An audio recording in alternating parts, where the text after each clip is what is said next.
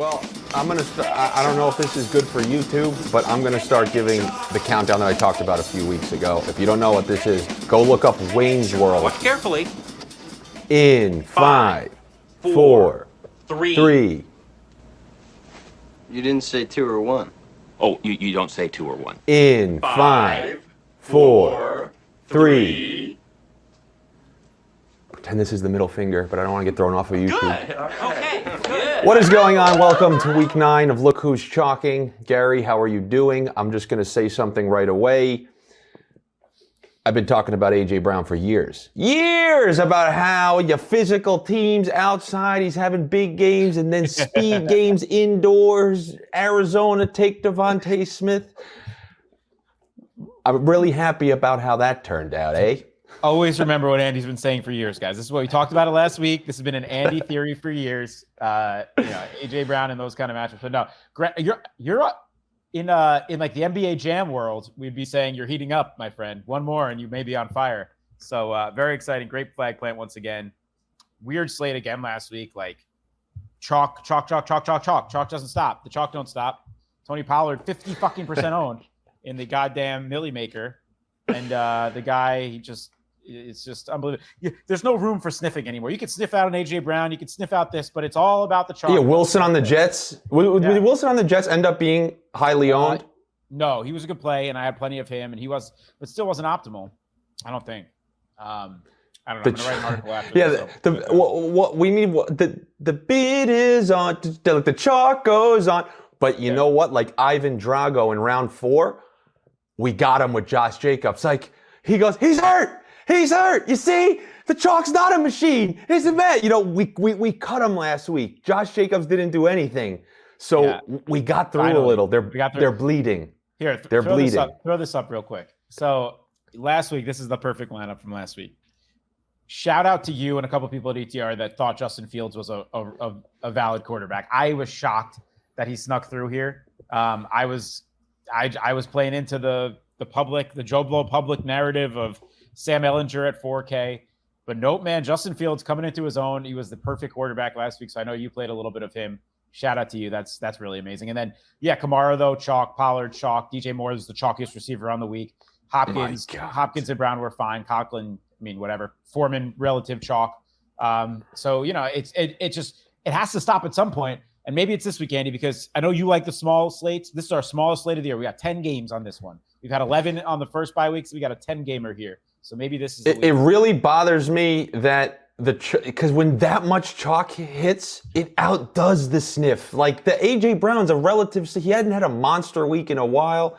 I know you had mentioned that you thought Hurts was going to fly under the radar. I believe he was around 10%, right? Even lower, and he did, but he didn't hit the ceiling that we would have needed with all these cheap quarterbacks on the slate. God damn it. And I did play Fields in one, but I hate when good sniffs go to waste. Hopefully, hopefully though the nostrils are nice and clear. It's like rock paper scissors. Like chalk wins out against everything. Chalk beats sniffs and analytics. It does it all.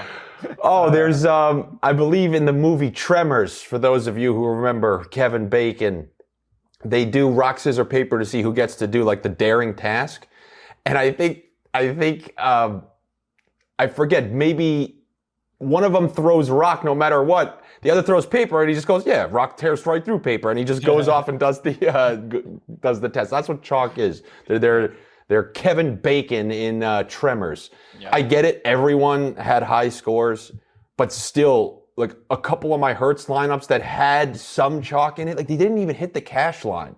Yeah. And then there are other weeks where I'm like, God, I was wrong about stuff. And then I'm like, how is every lineup in the? I still am convinced that there's this mega brain where the cash line comes from. And either it's right or it's wrong. Because it's crazy. Like there is this core that puts out millions of lineups. Maybe it's the company I do videos for, the company you work with. Maybe that's where all the picks come from.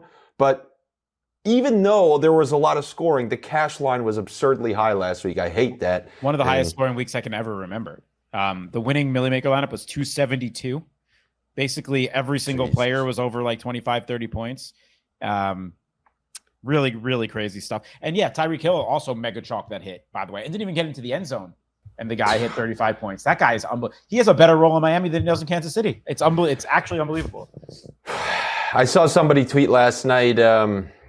Their coach is the example of what these coaches should be. You don't have to like prove you're a genius by getting tricky. He goes, you have dynamic players. Stop using them as decoys like they do in Minnesota to free up the third wide receiver. Yeah. Keep throwing the ball. And sorry, Guy, you're not watching this, but look, I'm a half scroller and I see a couple words and I half remember. You think I care about giving you credit? What is that going to do anyway? If I give you credit right here, is oh my God, my life was at a 7. Then Andy talked about me on Look Who's Talking, my one tweet. And then everything, the fucking girl at the bar talked to me. I won the millionaire. I had offers from Sports Illustrated. You want to keep your name out of my mouth. My shit's like watching the tape from The Ring. I'll ruin your career by saying your name. Look Who's Talking, the place you don't want credit from. Yeah. Keep my name out of your mouth. And people say it like, stop talking. No, they're like, please don't put the Kavorka on me. Like, what did Kramer have in Seinfeld or something? All right, so I want to say straight up, and I told you this right beforehand, I was like, Gary, I weirdly didn't even look. And I said, you know what? Then rather than me look right now, I'm going to do it live with you here to see, like you right now, whoever you are out there, you're about to get, when you hear a first sniff, this is my first sniff, and you're going to see my eyes open when I see these random prices and teams and who's available. So Gary, can you do me a favor and pull up the, anytime I ask you to pull something up, I get hot flashes of the old days. Oh, of course. Okay, so here we go. There he is. No okay, so first one. He's having a, see, we talked about him and then all the advertisers pulled their stuff. He watched the tape from the. I'm blocking them all. I bet you didn't. I bet you it was me. I bet you it was me. All right, so Bills, Jets, can you tell me where that game is? Well, the Giants are on a bye, so I'm actually not sure. I believe it's in New York, but I don't know. Well, yes, the game should be in New York. It's in New York. The question is, it's in East Rutherford, rather. So it's actually in New Jersey. There you go. Okay. No, I think. Do you know I asked that question with no, like, that actually meant nothing to me regardless. Why? That was called a decoy question. You're out on a first date, you just want to say something. So you're like, do you live on the west side of the tracks or the east side? I remember what are we in, like some 1960s movie? What side of town do you live on, hon? Are you a greaser? I remember in high school, there was this kid. He was a little wacky. He asked everyone if he ate Skittles, and then he would follow up by saying, do you like the tropical ones or the regular ones? It was useless. He goes, do you like Skittles? He goes, do you prefer the tropical or the regular? Throw him off and say sour. Oh, God. Who the hell would voluntarily go? Oh, yeah, you guys got those tropical Skittles in here? Oh, my God. That's so funny. Oh, man. Anyway, something we'll have to ask Marshawn Lynch when we bring him on. Keep ourselves on track here quickly. A lot of big names off this slate again. So as I mentioned, 10 teams, 10 games, smallest slate of the season, which I think we like. But we don't have the Cowboys. That takes some big stuff off. Don't have the 49ers, no CMC, Kittle, etc. Don't have the Eagles. They're tonight. So that takes a lot of that off. Don't have the Texans, so we don't have Davis. No, I'm just kidding. Don't have the Chiefs. That's obviously big. Titans, no Derrick Henry. No Ravens, no Lamar. Wait. No Derrick Henry? No Derrick Henry. Derrick Henry, the running back, or are you saying Ryan Tannehill? I'm saying no Derrick Henry on the slate. Both. No Ryan Tannehill. Oh, my bad. I thought you were saying he wasn't playing. No. I'm saying these are the teams off the slate. Yes, yeah. What's crazy is I understood what you were saying about Kansas City. Like, yeah, they're not on the slate. And then you're like, no Derrick Henry. I'm like, what? He's out? I'm an idiot. So that leads us to say that if you look at our friends at EDS here, you got Bills with almost a 30 implied team total, almost 13 point favorite, 47. And then the next three highest or the next two highest game totals are off the slate, which are all tonight. The Eagles with 30 about, and the Chiefs also. I can't help when you say EDS. I feel like what? I'm like, what is in my head? Every time you say EDS, I'm thinking it's like EA. No, I keep thinking erectile dysfunction. You're like, oh, over EDS. Yeah, if you struggle with EDS, get Cialis. And also, you should get some of the Green Bay Packers, because when you're looking at some of those top scores there, I mean, what I like to do in those situations is like, all right, well, which one stands out? Which one's weird? A team that hasn't been scoring a lot. Let's talk about that. And so he's 59. They dipped him below 6K. Oh my God. You know what this reminds me of? 4,800 Clyde Edwards-Helaire last year. Remember when it was like, oh my God, you said, are you going to do it? I said, I'm going to do it. And it was a Sunday night game or a Sunday afternoon game, I believe. And you're going to do it. So this is, we're talking about Aaron Rodgers for the audio listeners. And here, my thing is, it's the best possible match. If there's ever a get-right spot for this Packers offense, it's against the putrid, disgusting, disturbing, awful Lions defense. If there's one thing that's reliable in fantasy, it's attack. It's the Texans on the ground, and it's the Lions through every piece of defense possible. You can attack them in the ground, in the air. You and I can go run on the field and get 7 yards of carry. It doesn't matter. It'll happen against Detroit. The problem with Aaron Rodgers is we're halfway through this season now, and he has not shown let alone a ceiling. This guy hasn't shown a semblance of a floor, dude. We're looking at 16, 17 points every week.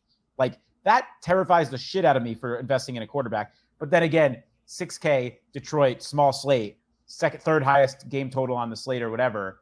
Like, what do we do with that? I guess you have to play it. You have to play it. Look, it's one thing if you're asking a guy who isn't him. He hasn't lost the confidence. You know he's still capable of it. This isn't asking like, I feel better about him than Matt Stafford, who is under full assault every game and can't get the ball out of his hands going against a team like Tampa Bay. It's just, the question is, the one thing that would be worrisome, like, this is the kind of game where if they do get up, are they just going to let that slob A.J. Dillon just run right through them and make sure that they get, that's what I call plotting backs. I was off him before the year, during the year. I'll be off him next year, the following year. That was not my kind of fantasy backs, though the inferior back of the two who it can't run deep routes and is pretty limited and goal line dependent and script dependent. So this is the kind of game, though, where if they're up, I can see them like, all right, well, let's, because they really need a win. So I'm a little worried that they'll run the ball a lot. You saw them run the ball a lot, multiple scores down. Like, they didn't even press throwing the ball last game. Right. Now, this is their get-right spot for sure, right? And Detroit just shipped off T.J. Hockenson. That's a clear sign of what they're looking at this season. And yes, this game's in Detroit, but maybe that's better for the environment. If Detroit could push a little bit, we know that they can move the ball usually. Green Bay's defense was supposed to be the best in the league. They haven't only not been good, they've been flat out bad. They have this new defensive coordinator who's been a shit show. So maybe Detroit can move the ball a little bit. And maybe this is a 49.5 total. It's the second highest on the slate besides, I think, Seattle, whatever, one of the Seattle, Arizona at 4:00. We'll talk about that in a second. So, I mean, I think this is a game you could just attack. I would even, if you want to use Goff a little bit too, I think it's okay. I don't like it, but I think it's all right. But he's what I'll say to you guys, I'd rather Rodgers, right? I think me and Gary have developed this kind of thing now where it's like, all right, well, is this one in your power sweep? So the power sweep is 3 lineups. It's the one that I play, and I really try to, I want to make a hit in. Yeah, $150. You get 3 lineups. So imagine that. So imagine $100K. Yeah, imagine this. You get 3 shots at something. So, like, that's your whole week. You're looking at all this and you get 3 shots. These are the ones you care about. I have the fantasy leagues you care about. Rodgers is going to get one of mine. One of my 3 spots for me is going to Rodgers, and I can already tell to make sure because they need a win, I'm going to put Jones. It's going to be one of the Garys. He's for this. Many people are against this. I'm on Gary's side. Quarterback, running back, wide receiver. Yeah, so Rodgers is looking like the second most popular quarterback on this slate. But again, I always tell people every week, I'm not worried about quarterback ownership. Looking around 10% right now. That sounds about right. That's fine. I don't care about it. It's way more important just to get it right. But let's talk about skill position. So Aaron Jones is looking like he will be. Do you want to pull him up? You want to pull up the hit like flex or something?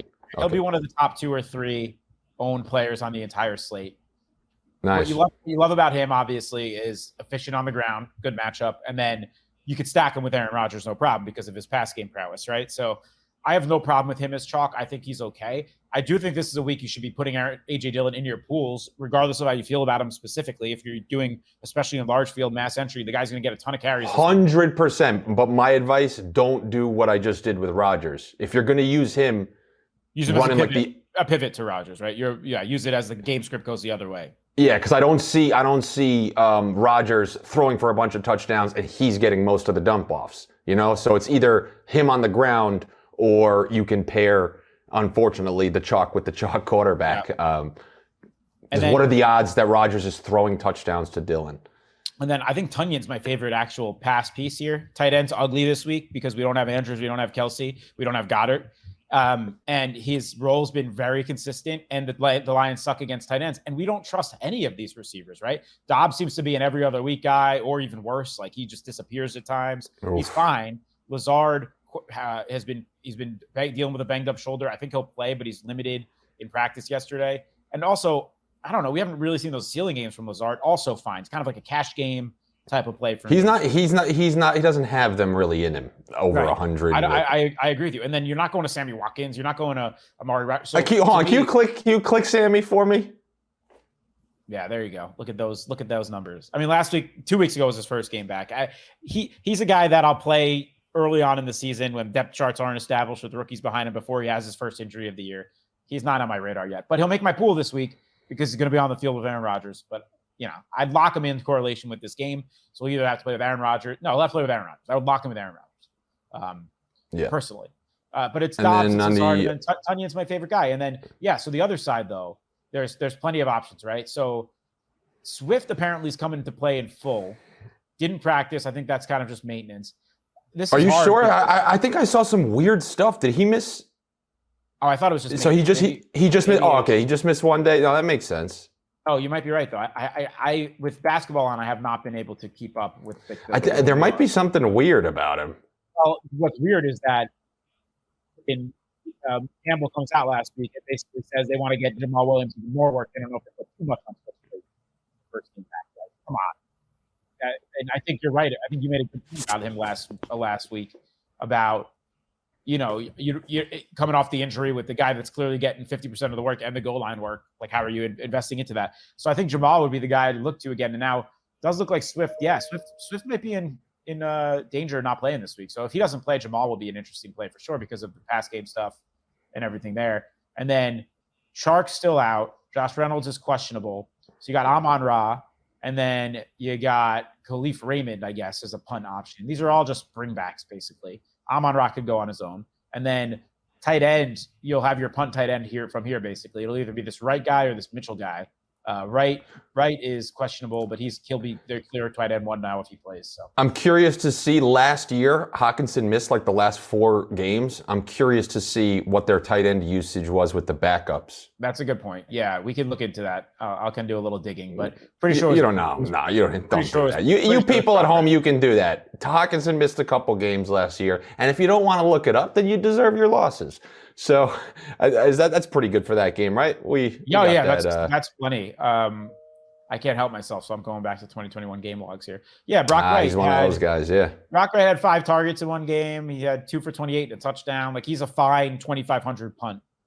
Was he a rookie? He was a rookie 2 years ago, maybe. Okay, like because tight ends get a little better as he was. You know what? He was a rookie last year. Yes. So so maybe it'll be better. I'm picking him up in a league. Look at this guy. Everyone has a friend who looks like this guy. He is in every friend group in the world. If he doesn't go, it's this guy that was a 5th round rookie this year, James Mitchell. It's so weird. This was one of my best friends in college, James Mitchell, and when I see it, it's just weird. Anyway, I'm saying when I say this to say there's not that many like true punt tight ends.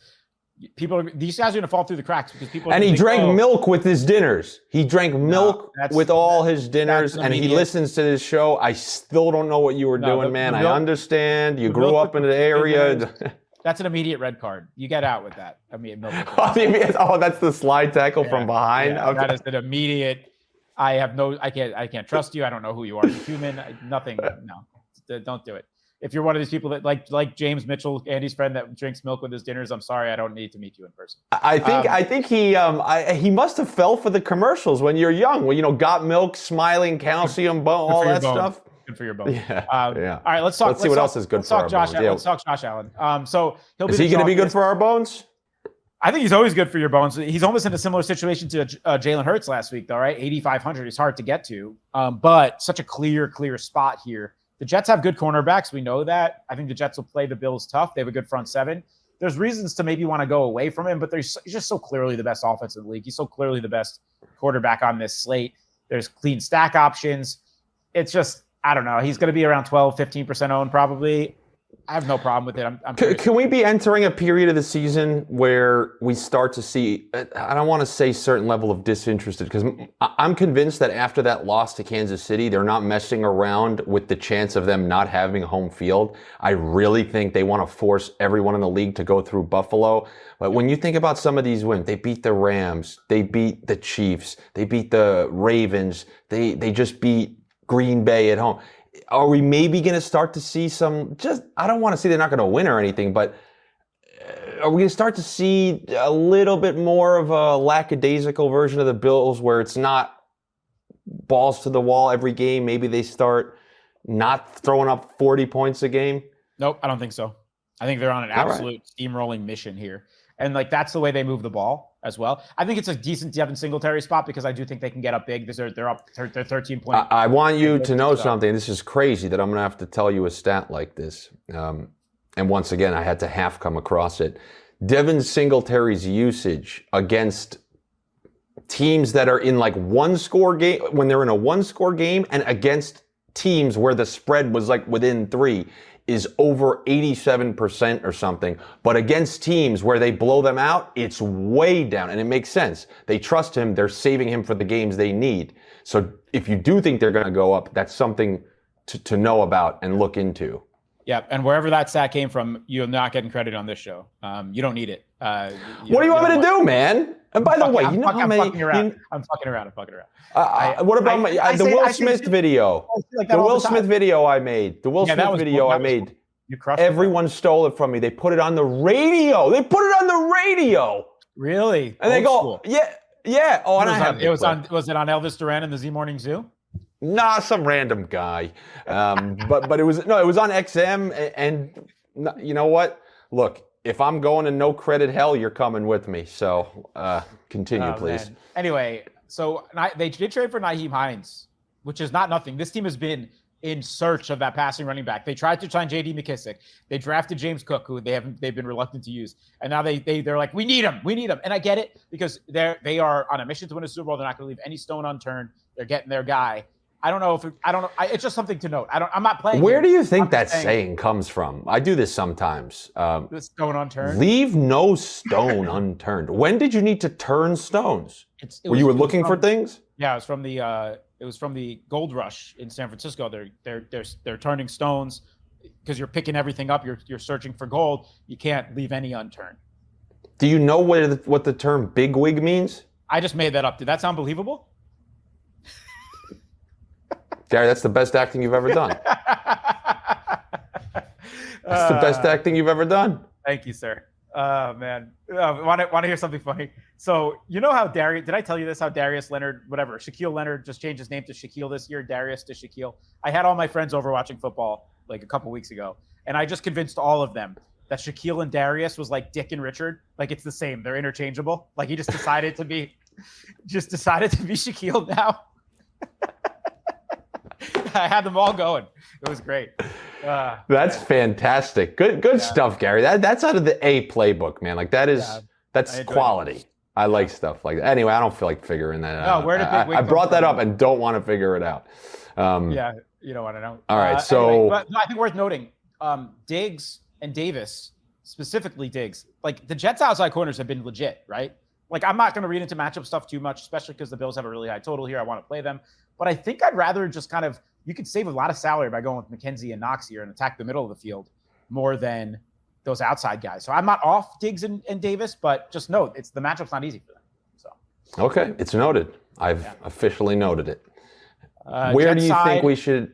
Okay. Carter, I think Carter's interesting once again. I mean, the pass game role's there. The Bills have a great run D, but it's kind of just looking for bringbacks, right? And then Wilson, again, Wilson's only still under 4,800. Like, talent's going to start to win out there. If Zach Wilson can figure out a way to connect with Garrett Wilson like we saw last week, that's the guy. Well, the reason I said last week is because the other guy that Zach Wilson normally likes somewhat was Corey Davis. And now he's out of the lineup. You know they just refuse to draw plays for Moore. So that was my kind of thought process behind playing well. It wasn't just out of nowhere. It's no Davis, that they can't trust Moore. There's one guy. I hope he gets a decent amount of targets. He did. And if Corey Davis doesn't play, I think the same applies here. Yeah, I agree. If Corey Davis doesn't play, I also think because game script's going to be so in their favor from a passing perspective, like I don't know if lightning strikes twice with Tyler Conklin here, but clearly they were making an effort to get him involved. 10 targets. Well, go scroll down earlier in his first couple of weeks because I believe he was productive. Yeah. Yeah. 9, 7, 8, 9. Yeah, he's so a good seemingly, he's actually a good pass catcher. Yeah. He's the next man up when they're short someone. Clearly. Yeah, I think Berrios can also be in like large field pools. He didn't do it last week, but like I think just as a bring back in heavy bills, double stocks. Yeah. Oh yeah, Braxton. Look at this guy. What resort does he work at during the summer? I got to check out. Did you watch White Lotus? I know the new season's out, but I gotta. So I was told that it actually was good. The new one. Yes, because I'm always skeptical. Like, oh, is this going to be like another anthology series? Because usually one's good.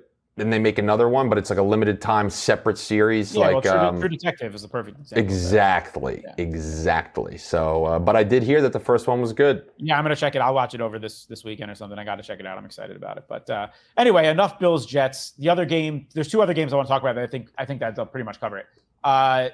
So the Chargers. All right, they're coming off a bye. 26.5 total. 49.5 game. So you got that. What the real thing here now is Keenan Allen had a setback, which I thought he was ready to go. Another setback? Where his other hamstring or his hamstring got worse over the bye week. So I don't think he's going to play. He didn't practice. And now Mike Williams is out.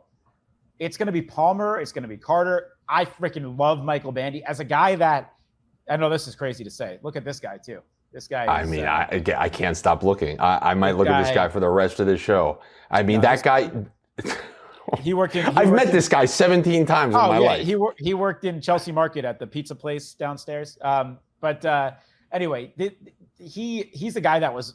I don't like to read into preseason too much, but he's like a little Wes Welker type, like target peppered. He was first team all preseason. Like the guy who earns targets when he's out there, and he's only 3,500. So you're gonna have value from all these dudes, and then Everett should just have 1 million targets. And then Eckler seems like the best spend up option of all time. The guy's going to catch 18 balls this week. They don't have anyone. And Atlanta, we just saw what Foreman did against them. They are terrible defensively, terrible against running backs, both in the air and on the ground. Like, I don't love spending up at running back if it's going to be chalk, but like here, I mean, how do you avoid it? So I think I want to play a lot of Herbert because I think people are going to go off him because his pass catchers aren't really there. He's coming off a bye in a great matchup. Like, I like Herbert a lot this week.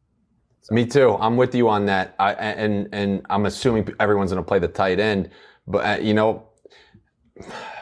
maybe that's the way to get away from or to add to the chalk. If they're going to chalk, you're going to put that you're going to put like a little piece on top of the chalk, which will be Herbert. If everyone's playing Everett and Eckler, and it's a game where Eckler's getting into the end zone via the air, that could be a great double stack. And that sounds like another one of my power sweeps, and I'm not lying. I'll say this. If Keenan Allen doesn't play, I think Josh Palmer will be good chalk because we're looking at one of the worst pass defenses in the league. He's only 5,100. Like, because of the price and the floor that he gives you, I think he'll be fine chalk. And then I'd much rather Bandy than DeAndre Carter. Even though DeAndre Carter's been their number 3 receiver all year, this is a guy that's been in the league since, I don't know, since George Bush was president. I think he's been around forever.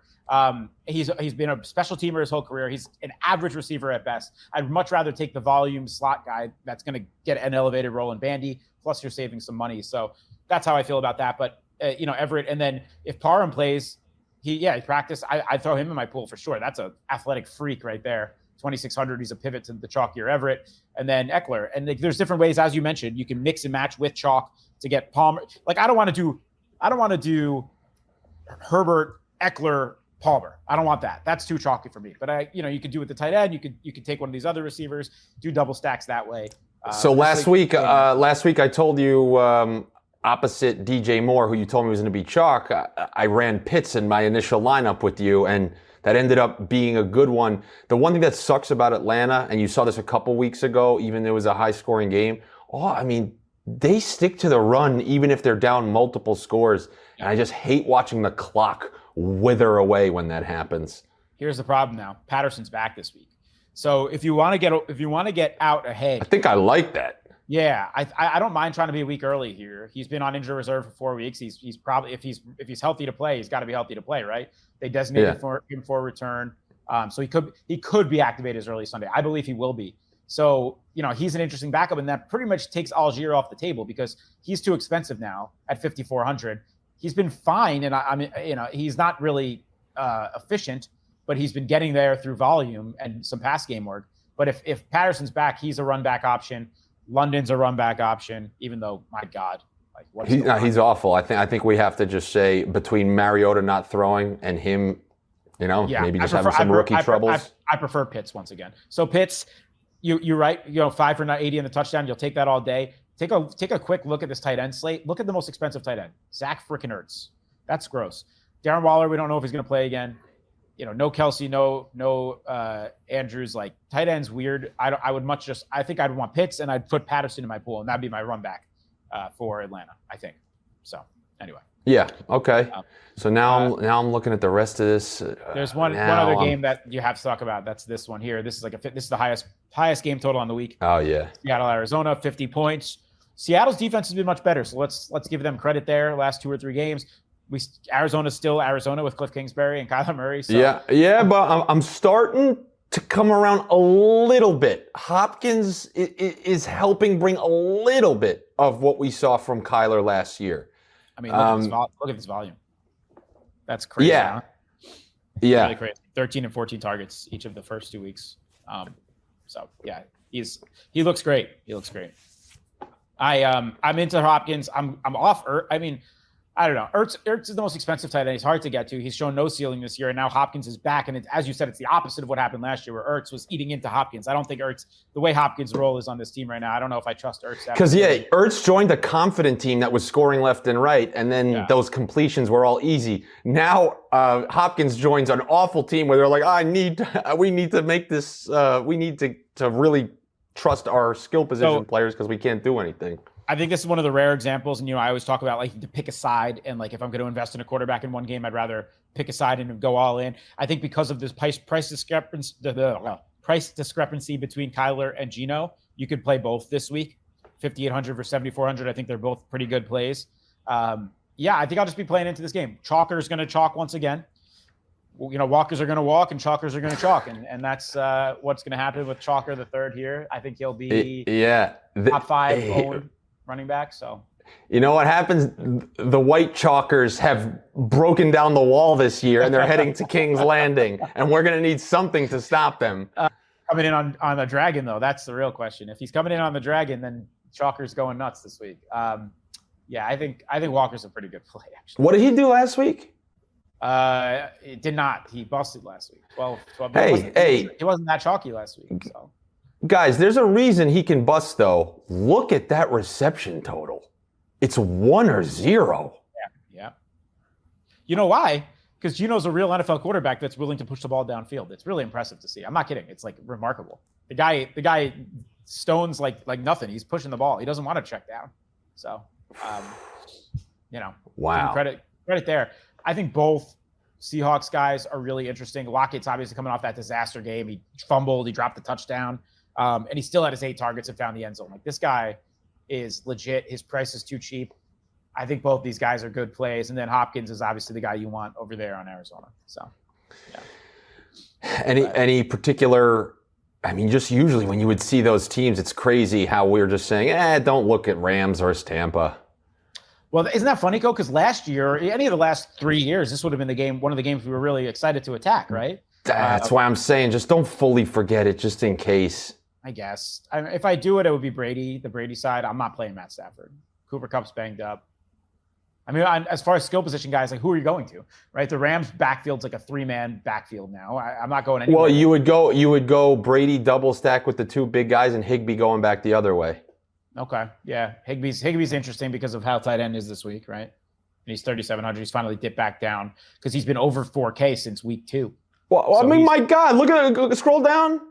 Oh yeah, the early season stuff was crazy. 11 targets, 9 targets, 14. Yeah, 10, but now 2 weeks, 2 games of nothing, and but he's dipped out. But now I like the price again, so I agree with you. I don't mind Higbee. Cup, I think Cup's always in play. He got hurt at the end of that game, man. Yeah, he's playing though, So I don't know. There's just not that many. I agree with you. I think some secondaries here were fine. I'm probably not doubling it up. I'll probably go some secondary stacks. Oh, what about okay, go ahead. Probably chalky, right? Because Evans is going to deal with Ramsey. God, if Chris Godwin's on the field, he's chalk. Yeah. The crowd loves him. It's him and T. Higgins, though. It's because they never raised their price from 6K. Now T. Higgins finally was up for 7K on Monday night because of no. That's different. Chase. It's a one game thing. But they're always between 6 and 6'5", like their entire careers. Look at this: 6'4", 6'3", 6'1", 5'9". Like they don't ever raise them to where their ceilings are, and that's why. A quick player in there that people are going to be looking at, ETN. Yeah, so ETN's looking like the chalkiest play on running. Yeah, okay. I'm like, him and Jake actually in this game. It looks like Jacobs and ETN both will be the 2 chalkiest running backs on the slate. So now, do chalkers play them together? Probably, yeah. In cash games, definitely. In tournaments, I think it's fine. So yeah, there'll be that correlation, sure. But yeah, ETN at 6,300 with that elite role now is hard to ignore. Hey, what about you got Cincinnati at home against a bad team. Yeah, there's going to be no Jamar Chase. Yeah, they struggled on the road, but a bounce back spot potentially. Burrow had 2 big weeks before that. I like it. 25 points, 7.5. I think people are going to be off Burrow because of what happened on the short week. And it's not like, yes, Chase is out. It's not like we have bad receiving options for him here. His price is up. I was just mentioning their prices are up. 7,300, 6,300. He's usually 6Ks. He's usually 5Ks. But that should keep people off these guys, right? So I think Hurst is also fine at 6,300. Mixon, I don't know what we're going to do with Mixon because the role remains elite, but he just has not been able to produce. So I have news for you. He's not good anymore. Yeah. And I was watching the other night, and I'm like, look. They've dumped it off to him, trailing multiple scores. A slow linebacker's out there. And he has to make a slow outside linebacker miss, and he could never do it. He tries a juke from, 3 years ago. He's not getting around anybody. He looks bad. Like, I understand the offensive line, all that stuff. He used to look like Le'Veon Bell, and now he's looking like Le'Veon Bell did as he started to slow down. Yeah. It's so hard to get him over 100 because he's just not breaking anything. He looks bad to me, man. He does, and I'm a fan of him. Life comes at you quick with being a running back. He's still only 26 years old, but he's been around now for. I heard he got the Devontae Freeman. I actually did a show the other day. I was told he got the Devontae Freeman avoid surgery, semi-surgery that he opted for the same procedure that Devontae Freeman got, and then was never the same again after, in terms of his agility. Or if you look at him when he had that monster year, he was making people miss left and right, and then after that, never really again. And apparently, that's kind of what happened to Mixon as well. I don't know if that's the case. I just see a guy who's making nobody miss. No, they call that the under the knife hedge, right? You never know. It's people care more about trying to keep their careers going longer and not miss a year. But then you can't blame them for that. Yep, can't blame him for that. Mike Thomas, I guess, is their wide receiver 3. He did nothing on Thursday night. I don't know. If you play Burrow stuff, I think he's okay to throw in your pool. But it's Boyd and Higgins, right? It's Boyd, Higgins, and Hurst, and any doubles of those. Yeah, those are solid doubles. Carolina has been playing well under PJ Chalker now the last 2 weeks. You have to call him Chalker. I don't think he makes my pool in Cincinnati. Cincinnati's defense has been pretty solid this year. But Foreman, he's not getting in the pool. Adult Swim only. Yep, Adult Swim only. Foreman looks like a player. DJ Moore will be pretty chalky once again, as he's still not over 6K. Terrace Marshall has really stepped up now as their wide receiver 2. 9 targets. 9 targets, 87 yards. This is a guy that had high pedigree as a prospect coming out of LSU. Finally figuring out a way to use him. He's only a second-year player. I have no issues with it. So, there you go. Not a bad game. Are people going to be doing? Are people going to be running those double stacks for Miami at Chicago? Yeah, I would imagine, right? So Chicago's playing much better, but they just traded Roquan Smith. They obviously already traded what's his face, the edge rusher to the Eagles last week. So their defense personnel wise just isn't there to keep up with an offensive team like Miami. My concern is they're just keeping it on the ground. And how about that? They get 2 of our 49ers guys on this team now. What do you think? Look, McDaniels knows personnel apparently because he's stocking up on my favorite running back. They're his guys too. He was there he was there in San Francisco. Exactly. Well, I think he saw what I saw. Like, oh, these guys are good. And people just don't really know about him. And, he's using Mostert. Mostert's obviously very injury prone. That was the trade. They hated Edmonds. Edmonds did not fit their scheme, and Wilson does for sure. So everyone was like, oh, the 49ers only got a 5th round pick for Jeff Wilson. I'm like, a 5th round pick for Jeff Wilson's amazing. Dude, this guy's been I get it. He's been very good the last 2 years or so. He's been a practice squad player for 6 of his 8 career year. He was behind Mostert, Coleman, and Breida. Yeah, come on. It was a steal for those guys. It's great for them. But I like Jeff Wilson as well. But, he should be season long. He should be rostered in all leagues. Like Mostert can get hurt. And I think this week, I still think we'll see 70-30 Mostert. But I do think by week 11, week 12, this may be close to 50-50. You have to do that for Mostert because, that knee is destroyed. He was injured for the year by carry 5 last year. Yeah. Like he it's tough to trust with those injuries. It's just crazy how healthy he stayed this year, actually. Yeah. I do think, though, I think people will be using it. I actually think Fields is in play again, though, because the Dolphins you've been able to throw on the Dolphins all year. Fields has now had 4 straight weeks of being a top 12 fantasy quarterback, 2 straight of being a top 8 guy. He's using his legs. He looks very competent under center. I'm shocked because I thought he was terrible for the first 6 weeks of the season, but he is proving me wrong as far as at least being a fantasy asset. And the Dolphins, we love to throw on the Dolphins. They just bring in Claypool. Mooney's only 4,700. I think you could throw Kmet in on. I know he's done nothing, but on a disgusting tight end week, I think you could throw Kmet in. I'm avoiding the run game here, but I think the Fields and the passing game is in play against the Dolphins this week at home. So yeah. Okay, so I think why don't we build a little lineup here? Let's bring it on down to lineup town and let's put on our suits soon. You tell me. I want to start. I want to start with somebody. Who, as you were just talking right there, I looked down like, who finally stands out? Who stands out? Who stands out? Who stands out? And there's a guy at 5,900 in the wide receiver position that I want to get in there. This is Terry McLaurin. If you look, he kind of picked up where he left off with that quarterback last year. For the first, maybe he hit 100, maybe week 1 or something, but he went over 100 yards. Second straight week can you click on McLaurin there for a sec? Yeah. So he had 8 targets, 113, didn't get in the end zone, but the week before that, 8 targets, 73 and a touchdown.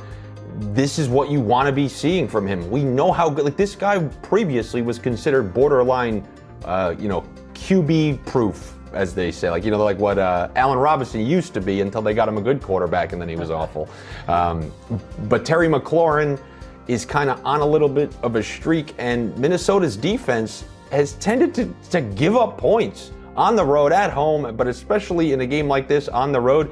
It's the old Kirk Cousins revenge game, the you like that game, but I want to find a way to get this guy in my lineup because going back to last year, even when he was producing, nobody ever plays this guy. There are certain people who just stay in the bunkers of percentages, and I think he's going to be one of them.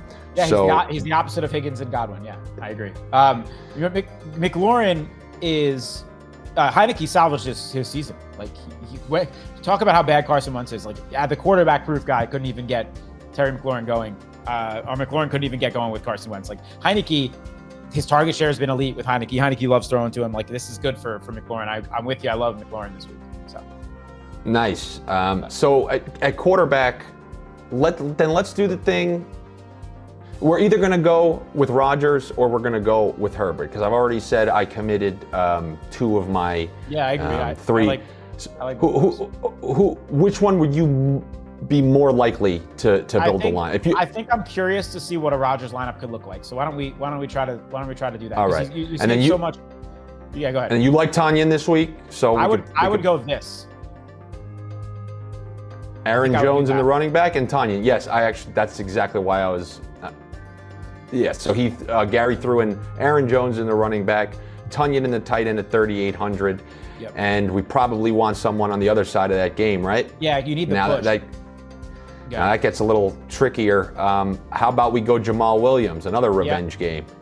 I think Jamal. Oh no, you can't do two running back. Can you do the two running back? And I think I think no one's gonna play Amon-Ra, and I think I would just still go back there. He still had 10 targets last week. Yeah. He came at 14. He's 6,600. He's too cheap for his. Oh, that's the right move. So I think I would you go might Amon-Ra. you might have to help. All right, so throw in a defense just so the numbers, like you can see what we're working with. This is your I guess favorite we're part not of the that bad. We're not that bad with average remaining.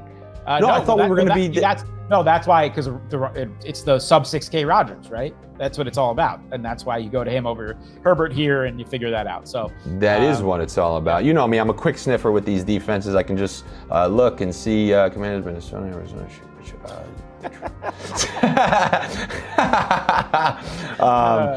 That game's in Atlanta? yeah. You want to go there? No, I don't. But I'm just that was something that I didn't can, actually. So that's the thing. It's a way to look at this. Unless we're playing Eckler or somebody in this game, which we might. So maybe we want to avoid that. That's a great way to everyone's going to play a piece of that game, right? For the Chargers. So. I know this is going to sound wild, but we have seen them randomly on the road kind of look different. Give me the Bears. Give me the Bears. I know it's awful. I know it's again, but Tua, outdoor Soldier Field. Look, the Bears randomly. I know it's the Patriots, but they can have random big weeks. Yeah. I don't feel good about that, but he's in there. He's in there regardless. I would play this chalk, by the way. I think I'd play this chalk here, but that's me. Wow, you can fit Eckler in there? I think we can fit Eckler in. Why not? Because you know why? You go.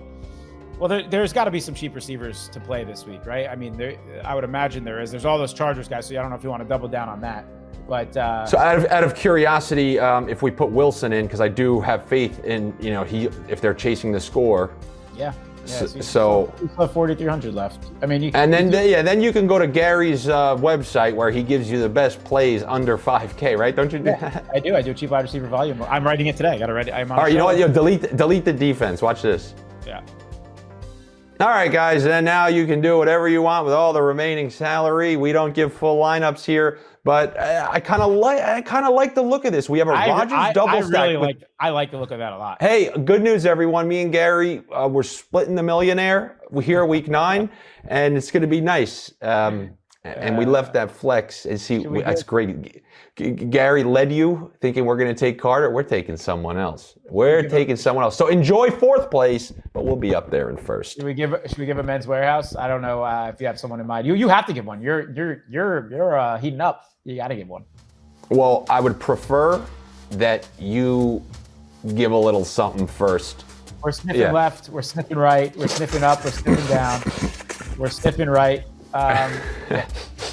All right. So you know what I call that? When I'm looking for something, I call it sniffing around the edges. Like like a dog when he's got to just like he's trying to figure out if he should get closer to something. All right. I'm gonna go. I don't want to steal one of yours. No, go. Dude, I know how to sniff deep. All right. I can go below that sniff. I can be like Inception. You're dreaming. I'm gonna get a sniff within a sniff. The Inception of sniffs. No, I think this was the right call, man. I really think Terry McLaurin is the Men's Warehouse pick of the week. Like that is under 6K. In a matchup they're gonna have to throw in all likelihood. You might play some Vikings, so you might want him as a bring back. But regardless, like he's too cheap for his role with Heineke right now. They're at home. There's some good vibes going around the Redskins with the potential sale of the team. I think this is a weird Washington week. I would also probably gamble on Washington with the spread this week. I don't know what the spread Hey, is. would you have minded me playing last year Deontay Johnson? Last year, any game I'm like, oh, I love Deontay. Would you ever talk me off of him? No, the volume was crazy. So. Well, then this is going to be the time where I have to officially change your opinion on my Men's Warehouse pick of the week. The number, I believe, 11 wide receiver in full PPR scoring. The guy who's the new Deontay Johnson. The guy who had 12 targets last week. The guy who has one of the highest target shares in the league. But They don't keep him in the 6,000s like Chris Godwin. They keep him in the 5,000s like Jacoby Myers. 54 freaking hundred for a guy who, now he has Mac Jones back. And Mac Jones, if you can scroll down, in the first couple of weeks of Jacoby, look at the targets when Jones was playing. And then Jones comes back. He tried to come out 1 week early against Chicago, but now he's out there last game, 12 targets. He got into the end zone last week. I mean, there has to be a point where we say, no, he's just a good receiver. Yeah. He makes it happen. And 5,400, if he's not owned, then everyone's an asshole, because this guy, how many times does he got to produce? Yep. And he's going to be my men's wear. Jacoby Myers is pretty interesting week. My men's like warehouse. These 5K receivers, and then there's going to be the cheap Chargers guys. There's going to be some cheap under 5K guys I'm about to write about, but Myers and McLaurin are in the 5Ks, and then you can spend up at running back. So it's. I think that's going to be what a lot of people do, but I think it's an interesting strategy. And then I understand when there are times that I believe it's right to tell you. I get, AJ Brown last week, but unfortunately, the message needs to be sent that Jacoby Myers has taken a tier up. He's a young player. He produced with Newton. He produced in terms of his PPR viability last year. He's adding in a few touchdowns this year. This is a natural progression where you'd say, oh, no, he's turning into a great receiver. But because of Belichick, because he's small, because whatever the reason is, he's kind of continually being disrespected. Yeah, I agree. All right. I don't know why I just stood up for this guy that much. All right, everybody. Thank you so much for coming back. Appreciate it. I think we've done pretty well for you guys these last couple of weeks, but that was to be expected with these buys coming in. We talk a big game and we chalk a smaller one. Take it easy. I will be back with you next week. Share the show with your friends. Call your mom. Tell you that you love her. And I will talk to you later. Take it easy.